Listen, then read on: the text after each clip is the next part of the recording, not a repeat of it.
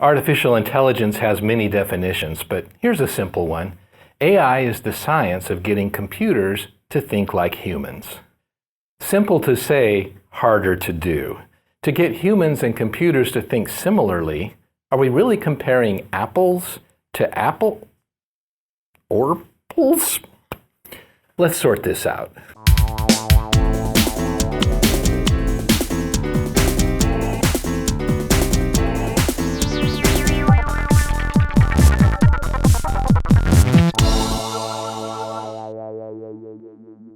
You can see any orange on the planet and immediately identify it as an orange.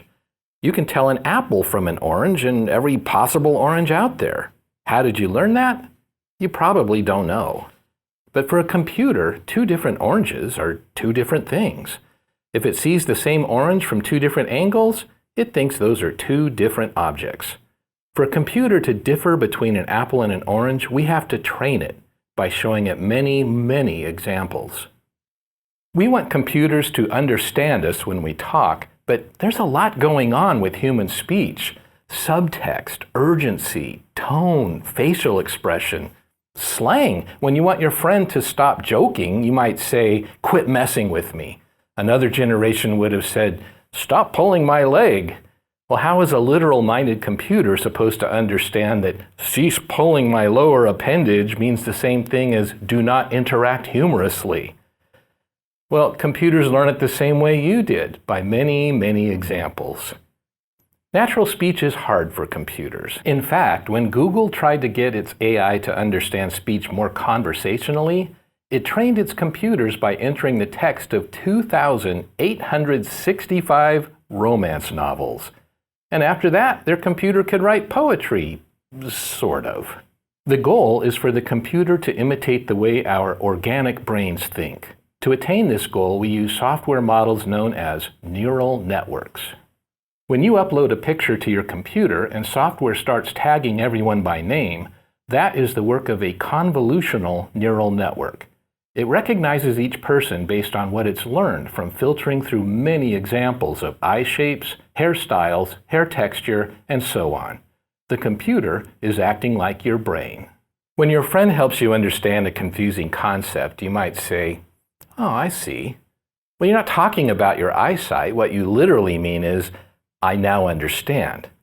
In that same way, for computers to become intelligent, they have to listen to see.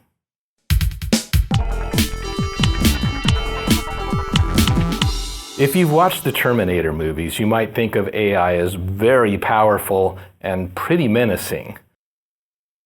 But in reality, AI today is pretty humble. And its first task is not killing humans, but easing the load for humans. A lot of daily business is repetitive. Back office work might have you clicking the same button or entering the same text in a form over and over. Verify that this number matches that number over and over and over. It's mind-numbing. Robotic process automation, or RPA, is a relatively new field aimed at freeing humans from mundane tasks. With RPA, engineers examine such business processes, then teach software to do it. The software handles the dreary stuff, and now you're freed up for tasks that require decision-making and insightful problem-solving. Now, some argue that automating repetitive tasks is not quite intelligence, but we're getting there in baby steps. Today, computers can't read text and then make decisions based on that text, but they understand language well enough that you can talk to Alexa or Siri or OK Google, and they're able to make an appointment or purchase an item or even answer email at a basic level. Picture a few years from now when these robotic processes can communicate with each other. Gradually, they'll learn more complex tasks by imitating how we do those tasks. This is how simple processes are converting to artificial intelligence. Self-driving cars are trained in this same many examples way. Engineers load up a car with LiDAR and video cameras pointing in every direction and drive it down the road recording everything from the visuals to moment-by-moment speed and GPS coordinates. Today, we have cars that can self-park. To learn that, they had to park hundreds of thousands of times. Once they could park, That raised the stakes. Could a car become completely autonomous? Manufacturers estimate their software will have to analyze over 2 million kilometers of driving to learn enough to drive. But with more examples, computers get more intelligent.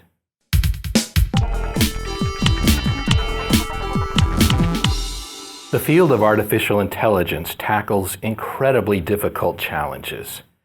Even though we see AI in our lives every day, the science is still in its infancy, which means it's not too late for you to join the AI revolution. How do you get started working in the field of artificial intelligence? If you're an absolute beginner, get a high school level familiarity with statistics. Remember, a lot of AI is simply interpreting numbers. You can work in business analytics if you invest just a few weeks and learn a programming language, such as R or Python. Courses are widely available online and from local community colleges. Seek out courses in business intelligence or data visualization. They provide essential foundation for AI work to come. If you already work in IT and you know how to query a SQL database, many more avenues open to you in data science. Finally, a basic course about machine learning algorithms will help you qualify for most careers that eventually lead to creating AIs. If you want to work in data science and artificial intelligence, you can, and Dell is here to help you. At the beginning of 1957, humans had never placed a manufactured object into space orbit. 6 decades later, nearly 5,000 satellites orbit Earth. Space stations are routine, and the private sector has nearly realized the dream of space tourism. AI stands at a similar threshold today. If a neural network can pick your face out of a team photo today, it can reliably detect cancer in medical images tomorrow. Listen to see, and be your best self tomorrow. Step up and meet the AI challenge.